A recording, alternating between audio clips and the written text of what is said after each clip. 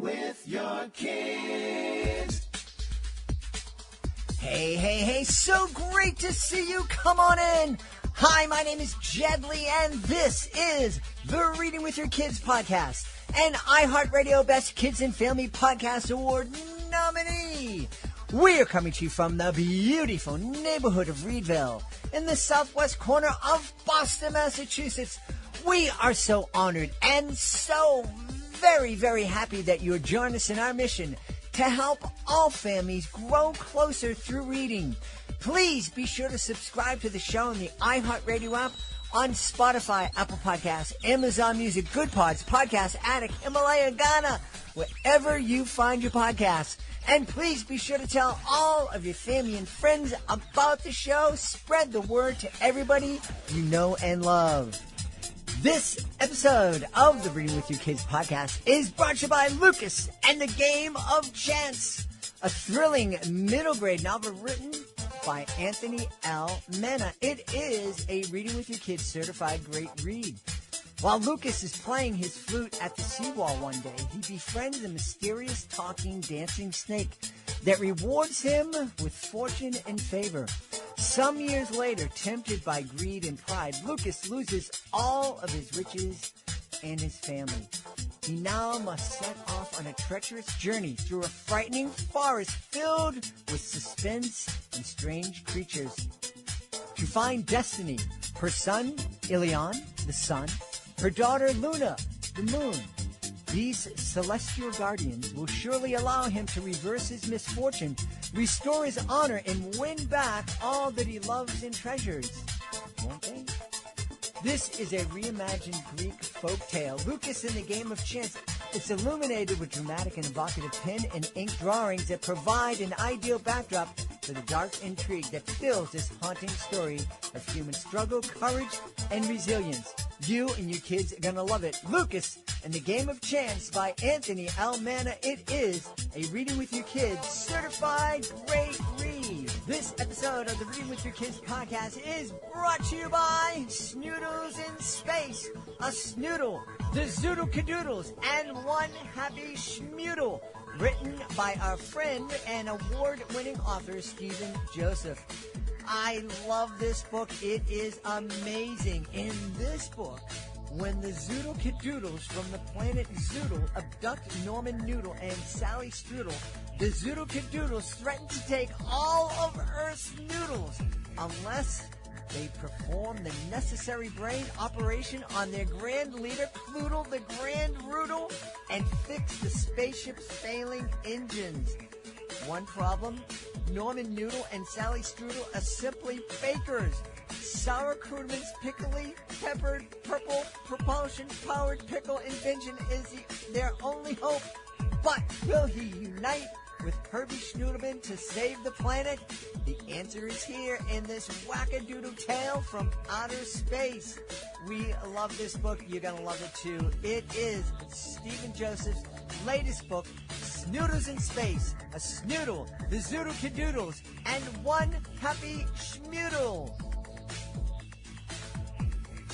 Join us right now from the City of Angels, Los Angeles in California. Our guest is here today to celebrate the latest book in her trilogy. It is called Ready or Not. Please welcome to the show, Laura Stegman. Hey, Laura, how are you? Hi, I am so happy to be here. Thanks for having me. Delighted to have you on, and can't wait for you to tell us about this book, which is part of a trilogy, I understand. Right. Summer of Luck and Ready or Not are the first two books in the Summer of Luck trilogy. They're both out and available wherever books are sold. And the third book is called The Chambered Nautilus. It'll be out next spring. So do you want me to tell you about the plots of each book? Absolutely. Okay. So Summer of Luck is about three struggling kids who meet at a summer camp, and they find their voices with the help of a ghost who haunts a magical carnival. And in the second book, they are much more, they found their voices. They've learned a lot from the first book. And the second book, they still have a lot of magical adventures, but they're really having to struggle to learn to do what's right when everything's wrong. I think that's a struggle that lots of us can relate to, whether or not we're in the middle grade years or almost 100 like me. I think so. And, when I sat down to write Summer of Luck, which was, many, many years ago, it took me almost a couple decades to go from the minute I started to publication. But I wanted to tell a story of kids who learn to communicate. And so just to go into a little more detail about the story of Summer of Luck, as I mentioned, it's about 3 struggling kids, and what they do struggling with is communicating, is talking. One of them stutters, Darby, she's 11 years old in the first book. And Justin, his father had passed away right before the story starts, so he's kind of shut down with grief, and he doesn't talk at all. And Naz, the 10-year-old, he is visiting the United States with his mom from Morocco, and he speaks French and Arabic, but he's just learning to speak English. And so they all have these struggles with communication. And they meet at a summer camp, and it's a fantasy book, so there's magic and obviously with a ghost. Although some people do believe in ghosts, but they meet and they hear this magical music, which is the kind of music from a calliope, which is the music that a carousel makes. And they can hear each other's thoughts as a result of hearing this music. So it's extremely convenient for 3 kids who struggle with talking. And they're really curious to find out where this music is coming from. So they sneak away at midnight one night, and they go over to this warehouse, this abandoned warehouse next to camp, because that's sort of where they hear the music is coming from. And instead of it being an abandoned warehouse, when they get there, it's a magical carnival. And they meet Leroy Usher, Carnival King. That's his name and his title. So that's where the L-U-C-K, Leroy Usher, Carnival King, comes from. And he needs their help. And he asks them to help him reconcile his adult children who are feuding and not speaking to each other. And he asks them to help him reconcile these adult children so that the property can be restored to a real carnival and be owned by the summer camp. And in return, he promises them he will help them find their voices. So they all agree to this, and he takes them on a series of midnight adventures on some of these carnival rides, and indeed they learn to find their voices. And they also do help Mr. Usher's adult children reconcile. And at the end of the book, the camp is sold to the carnival is sold to the camp, and that is how we sort of lead into Ready or Not. And then in Ready or Not, which is the following summer, so they're each a year older. Naz is 11, Darby's 12, and Justin's 13. And they're very close friends at this point. They're best friends. And they come back to summer camp, and Justin has encountered a bully before he gets back to camp, a kid that was bullying a younger kid, and Justin saw this happen and reported him as he'd been instructed to do by his adults in his life, and the kid sort of didn't have any consequences, and that kid went after Justin and slugged him. And it was a big impression, as it would be on anyone. And Justin was convinced this year that Mr. Usher would help him figure out what to do, not, how to deal with a situation like that. And so he is very anxious to meet and see Mr. Usher, who's still a ghost and still not quite at rest. And so he unfortunately encounters a bully in his cabin, and a bully that takes after another kid that is a close friend of Justin. And Justin is afraid to do the right thing, and he's really struggling with that.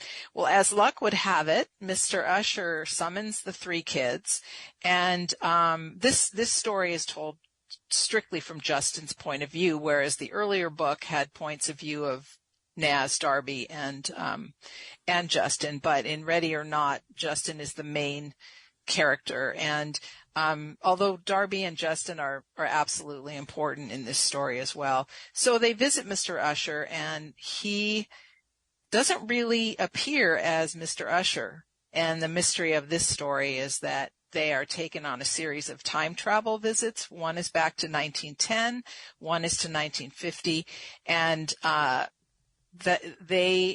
through that they learn a lot of secrets of Mr. Usher's early family life when he was alive, and they see Mr. Usher's, the way he dealt with bigotry and bullies and life situations that were very, very difficult. So Mr. Usher never tells Justin what to do, but by observing what Mr. Usher did and how he handles those situations, he finds his courage and finds the right adults to go to and figures out how to do what's right. And so those are the sort of sketchier plots, or a little bit more detailed than I first mentioned, but that's what those first two books are about. And by the end of Ready or Not, we're ready to move into the Chambered Nautilus, which, as I said, comes out next year, and continues the story 1 year later. And in that book, the three kids are now in a position, instead of Mr. Usher helping them, they help Mr. Usher, because at the end of the third book, he has to go back to rest with his wife. So that's the story of the Summer of Luck trilogy. Congratulations on creating these stories for kids. One of the things you mentioned is that the kids are somehow magically able to communicate through the carousel music. And I have to tell you, Laura, I actually operated a carousel when I was 17 and had to listen to calliope music all summer long.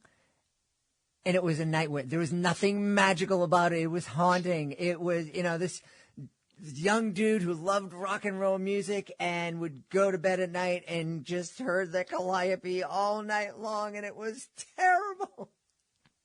Well, I'm sorry to hear that. I can understand how that would ruin that experience for you. But thankfully, I survived that trauma, and I think that would be a lot of fun.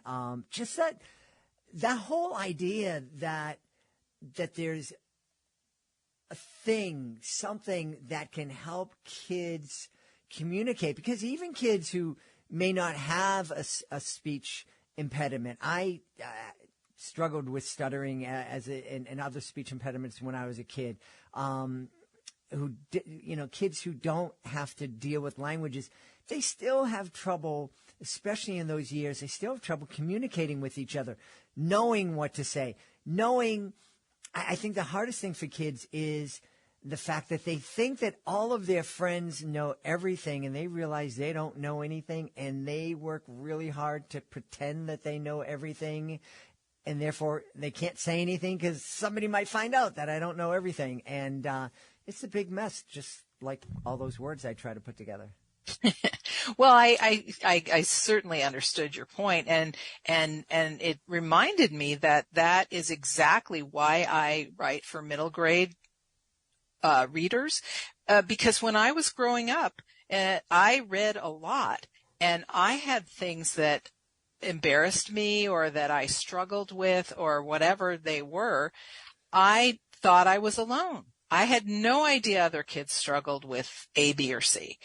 And when I found books that had characters in them that were struggling with the same thing. First of all, I was shocked because I realized I wasn't alone.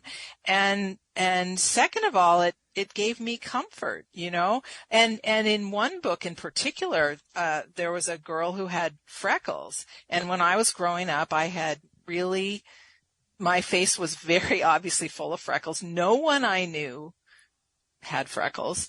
And, I was always teased about it. It felt bad and I hated them. But this girl in this book, she had freckles and she hated her freckles too. But in the book, she learned how to be herself exactly as she was. And at the end of that book, I had a little more sense of, you know, I never forgot that book. This was decades ago. And I still love that book, by the way. And I still remember learning that lesson. I'm not alone and I could accept myself just as I am. And that's why I wrote Summer of Luck. That's, you know, that those kids learned, you know, Darby didn't have to stop stuttering to be okay. Her mom didn't have to stop criticizing her. So she could be okay whether her mom criticized her or not. It's much harder when you're a kid, but you know, I think that there were a lot of lessons to learn in that book. And the fun of writing Summer of Luck was that, and Ready or Not and the Chambered Nautilus is I got to conceive all these different magical carnival rides, you know, some of which were obvious, like I didn't conceive a carousel or a Ferris wheel or that sort of thing. But there were other rides that I did make up that were part of this, telling this story and how these kids learn to accept themselves one by one in their different adventures. Wow, that sounds fun. I can't wait to find out what those what those carnival rides might be. But you might want to keep it a secret because, I mean, you might be an engineer out there that can help you make them a reality. Well, it's funny because in the Chambered Nautilus, there's a ride called the Chambered Nautilus, and I won't go into too much detail about that right now, but basically it's a ride that Mr. Usher, when he was alive, because his profession, Carnival King, he created and built carnival rides. And now that he's passed away and his adult kids are involved in running the carnival with the camp, one of them tries to build a ride that Mr. Usher created, and it doesn't work very well. Ooh. And it traps Mr. Usher, and that's how the kids have to come and help him get untrapped so he can finally go back to rest. And weird things happen, like pieces of the Ferris wheels start vanishing. And so, yeah, the Chambered Nautilus is full of misfiring carnival rides. So I'm curious, you were mentioning that there is a book. We should probably just give a shout out to the author and the title of the book that was so important to you when you were young. I would love to talk about that book. It's called The Diamond in the Window. It's by a woman who's long passed away. Her name is Jane Langton, and speaking of Boston, she wrote a series of kids books starting with The Diamond in the Window, that took place in Concord, Massachusetts. And she, also wrote a series of adult books, adult mysteries set in Boston. So I just read everything she ever wrote, and starting with The Diamond in the Window when I was a kid. And when I grew up, I found these other adult mysteries, and I had plenty to read for many, many years. And so The Diamond in the Window takes place in Concord, Massachusetts, where this brother and sister live in a house that is going to be repossessed if their family can't come up with the money to pay the mortgage in arrears. And they too go on a series of magical adventures that ultimately result in them being able to rescue a long lost relative who's been trapped by an uncle. And they visit. I mean, it's very the adventures are very real life based. Like they visit Louisa May Alcott's house, and they visit the grounds of Thoreau's home where he wrote, and Walden Pond. And you can sort of tell by the vibe of this book that this book inspired me most of all to write Summer of Luck. And in fact, there's even a chapter in The Diamond in the Window called The Chambered Nautilus, which when I was getting ready to write book 3, I had no idea what it was going to be about. And somehow that chapter inspired me to come up with, or to use the concept of a chambered nautilus, which if people who are listening don't know what that is, it's a sea creature who lives far, far underwater.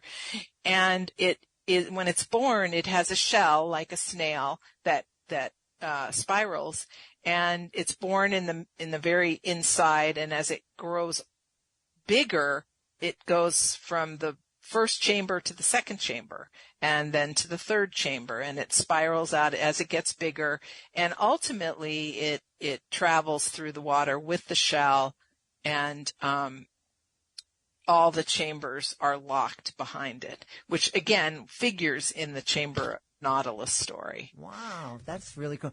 I'm wondering, as you're talking about this book that made such an impact on you, is it in your mind that perhaps this trilogy is going to have the same effect on a young reader of today? I hope so. I mean, that's exactly my thought. I did a school visit Friday night last week, and I've done school visits before. The original Summer of Luck, the first edition, came out 2020 during the pandemic, so everything was on Zoom. And the current edition, which is the same book, but it's got a new cover, and it's by my current publisher, which is Young Dragons Press.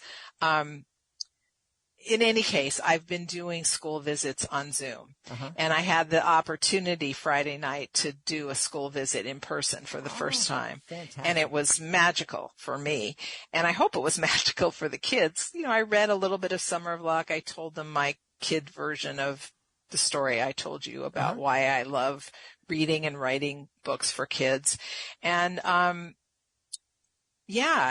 it was, my eyes were on the page, of course, because I had to read, but I made eye contact every, few words just to be a good presenter.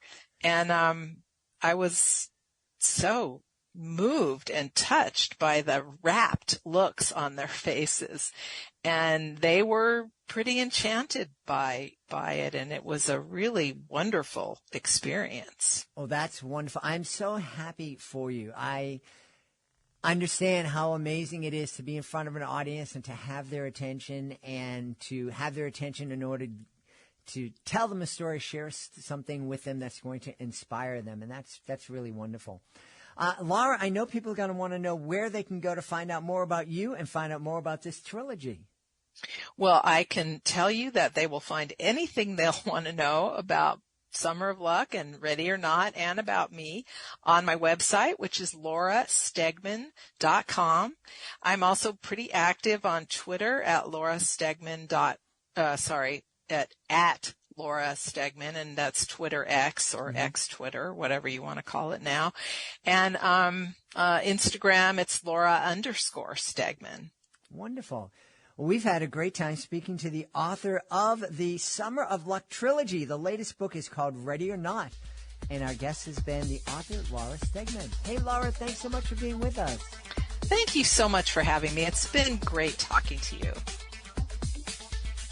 We hope you've enjoyed this episode of the Reading with Your Kids podcast, and will join us for the next exciting episode of the show. We are so grateful that you're part of our beautiful Reading with Your Kids family. We'd love for you to connect with us on social media, facebook.com/readingwithyourkids, at Reading with Your Kids on Instagram, at Jedley Magic on Twitter. If you are on LinkedIn, please connect with Jed Doherty. We also have a Reading with Your Kids page on LinkedIn. We would love for you to visit our website, readingwithyourkids.com. Authors, click on the Authors Click Here button to find out how you can be a guest here in the show and find out how we can help you celebrate your book with the world. And also, parents, please be sure to visit readingwithyourkids.com to download our free online magazine. Hey, we want to thank the folks who made today's show so wonderful. Of course, we want to start by thanking our amazing guest. I also want to thank my team, Fatima Khan, Rory Grady, Chris Doherty, Ann O'Leary, Soji Franklin. I want to thank my beautiful wife for all the support she gives me. Most of all, we all want to thank you. Thank you so much for taking the time to join us today. And thank you so much for taking the time to make the world a better place by reading with your kids. I'll be looking for you in the next edition of the Reading with Your Kids podcast.